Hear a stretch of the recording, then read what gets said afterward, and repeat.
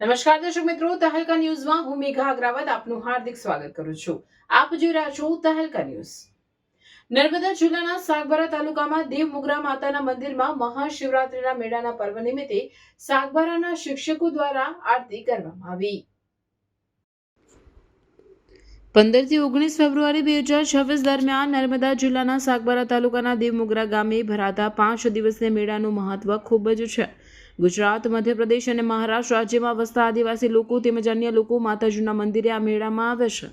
ઘણા શ્રદ્ધાળુઓ ચાલીને માતાજીને ધાન્ય ચડાવવા આવે છે. દેવમોગરા માતાજીના મેળામાં દરરોજ હજારો વાહનો દ્વારા લાખો શ્રદ્ધાળુઓ દર્શન કરવા આવે છે. મહાશિવરાત્રિના દિવસથી ચાલુ થતા આ મેળામાં ઘણી બધી દુકાનો જોવા મળે છે, જેમાં નાસ્તા, કટલેરી, શાકભાજી, તીરકામઠા વગેરેની અઢળક દુકાનો જોવા મળે છે. આદિવાસી શ્રદ્ધાળુઓ માટે આ મેળો ખૂબ જ લોકપ્રિય અને મોટો મેળો છે. તો આવા ગૌરવભર્યા મેળાની આરતી કરવી એક ખુશી અને ગૌરવની વાત છે.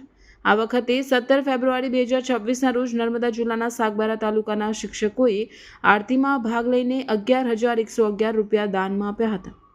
આરતીમાં હાજર રહેલા શિક્ષકો દ્વારા દેવમોગરા માતા બધા શિક્ષકોને સુખ, શાંતિ, પ્રગતિ અને તંદુરસ્તી આપે તેવી પ્રાર્થના કરવામાં આવી.